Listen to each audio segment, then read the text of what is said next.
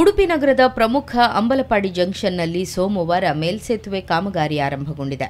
ಬೆಳಗ್ಗೆಯೇ ರಾಷ್ಟ್ರೀಯ ಹೆದ್ದಾರಿಯಲ್ಲಿ ಜೆಸಿಬಿಗಳು ಕಾರ್ಯಾಚರಣೆಗೆ ಇಳಿದಿವೆ. ಇದೇ ವೇಳೆ ಜಂಕ್ಷನ್ನಲ್ಲಿ ವಾಹನ ಸಂಚಾರ ನಿರ್ಬಂಧಗೊಂಡಿದ್ದು, ಸರ್ವಿಸ್ ರಸ್ತೆಗಳಲ್ಲಿ ವಾಹನ ಸವಾರರ ಪರದಾಟ ಆರಂಭಗೊಂಡಿತ್ತು. ಕೆಲವೇ ದೂರದಲ್ಲಿರುವ ಸಂತೆಕಟ್ಟೆ ಅಂಡರ್ ಪಾಸ್ ಕಾಮಗಾರಿ ಅವ್ಯವಸ್ಥೆಯಿಂದ ಬೇಸತ್ತಿರುವಾಗಲೇ ಜನತೆ ಮತ್ತೊಂದು ಮೇಲ್ಸೇತುವೆ ಕಾಮಗಾರಿಯನ್ನ ಸಹಿಸಿಕೊಳ್ಳಬೇಕಾಗಿದೆ.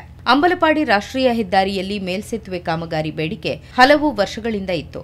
ಇಲ್ಲಿ ಸಾಕಷ್ಟು ಅಪಘಾತಗಳು ಸಂಭವಿಸುತ್ತಿದ್ದು, ಈ ಸಮಸ್ಯೆಗೆ ಪೂರ್ಣ ವಿರಾಮ ಹಾಕಲು ಮೇಲ್ಸೇತುವೆ ಮಾಡಬೇಕು ಎಂಬ ಕೂಗು ಕೇಳಿಬಂದಿತ್ತು. ಇದಕ್ಕೆ ಪೂರಕವಾಗಿ ಹೆದ್ದಾರಿ ಇಲಾಖೆ ಯೋಜನೆಯನ್ನ ಸಿದ್ಧಪಡಿಸಿತ್ತು. ಇತ್ತೀಚೆಗೆ ಸ್ಥಳೀಯರು ಮತ್ತು ಜನಪ್ರತಿನಿಧಿಗಳ ಸಭೆಯೂ ನಡೆದಿತ್ತು. ಸಭೆಯಲ್ಲಿ 1.5 ವರ್ಷದೊಳಗೆ ಕಾಮಗಾರಿ ಪೂರ್ಣಗೊಳ್ಳಲಿದೆ ಎಂಬ ಭರವಸೆಯನ್ನ ಜನಪ್ರತಿನಿಧಿಗಳು ನೀಡಿದ್ದರು. 1.5 ವರ್ಷದೊಳಗೆ ಕಾಮಗಾರಿ ಪೂರ್ಣಗೊಳಿಸುವ ಗುರಿಯನ್ನ ಗುತ್ತಿಗೆದಾರ ಕಂಪನಿ ಹೊಂದಿದೆ. ಆದರೆ ಇದು ಸಾಧ್ಯವೇ ಎಂಬುದು ನಗರದ ಜನತೆಯ ಪ್ರಶ್ನೆಯಾಗಿದೆ.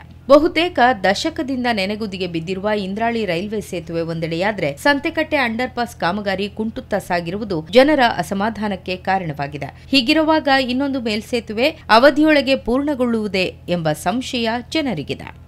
ಇವತ್ತು ನಮ್ಮ ಕರಾವಳಿ ಜಂಕ್ಷನ್ ಮಲ್ಪೆ ಹೋಗುವಂತ ರಸ್ತೆ ಕೂಡ ಕಾಮಗಾರಿ ನಡೀತಾ ಇದೆ.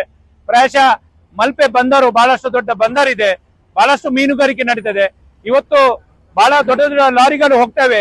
ಎಲ್ಲದಕ್ಕೂ ಸಮಸ್ಯೆ, ವಿದ್ಯಾರ್ಥಿಗಳಿಗೂ ಸಮಸ್ಯೆ, ಇವತ್ತು ಅಂಬಲಪಾಡಿ ದೇವಸ್ಥಾನ ಹೋಗುವುದಾದ್ರೂ ಸಮಸ್ಯೆ. ಈ ರೀತಿಯ ಸಮಸ್ಯೆ ಉದ್ಭವ ಆಗಿದೆ. ಪ್ರಾಯಶಃ ಜಿಲ್ಲಾಡಳಿತ ಮಧ್ಯಪ್ರವೇಶ ಮಾಡಿ ಇದನ್ನು ವ್ಯವಸ್ಥಿತವಾಗಿ ಮಾಡಿ ಕಾಮಗಾರಿ ಪ್ರಾರಂಭ ಮಾಡಿ ಅಂತೇಳಿ ಈ ಮೂಲಕ ನಾನು ಒತ್ತಾಯ ಮಾಡ್ತೀನಿ.